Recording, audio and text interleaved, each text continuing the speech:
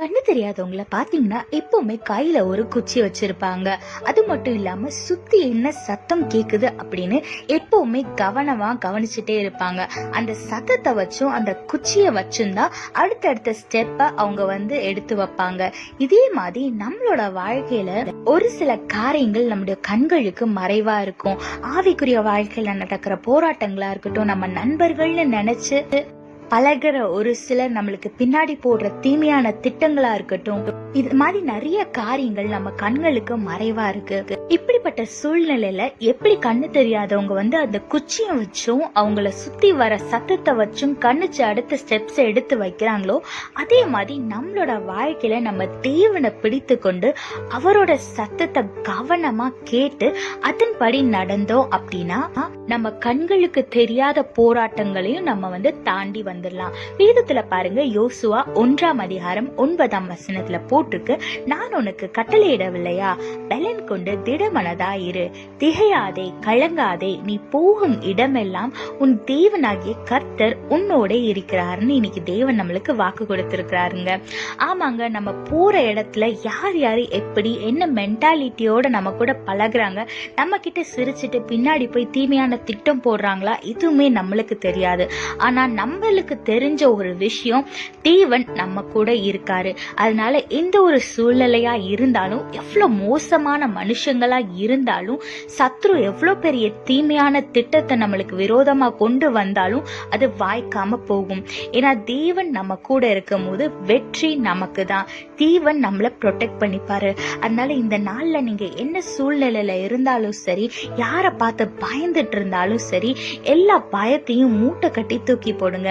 ஏன்னா தேவன் உங்க கூட இருக்கிறார். தேவன் உங்க கூட இருக்கும் போது உங்களுக்கு தான் வெற்றி நிச்சயம். அதனால தேவனை பற்றி கொள்ளுங்க, அவர் சத்தத்துக்கு கீழ்ப்படி நடங்க, ஆசீர்வாதமான வாழ்க்கைய வாழுங்க. கர்த்தர் உங்களோடு கூட உங்களை ஆசீர்வதித்து பாதுகாத்து வழி நடத்துவாராக. ஆமென். The blind people will always have a stick in their hand, and they will always observe the sound around them and take each step with the help of the stick and with the help of the sound that they hear around them.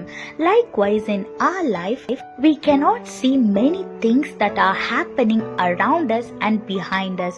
For example, we don't know the spiritual battle that's going behind us. We don't know who is planning evil things against us. Sometimes it will be someone very close to us that we least expect that they will hurt us. So to overcome situation like this, you have to hold on to our Lord like the blind people hold on to the stick, and you should listen to the voice of our Lord and obey his words and walk by his guidance. Like the blind people, observe the sound around them and they will take their next step. Likewise, in our life, if we hold on to our Lord and if we take our each step by his guidance, he will always be with us and he will protect us from all harm and he will bless us. Look what the Bible says in Joshua chapter 1 verse 9. Have I not commanded you to be strong and courageous? Do not be afraid. Do not be discouraged.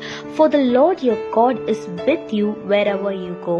Yes, our Lord is with us wherever we go.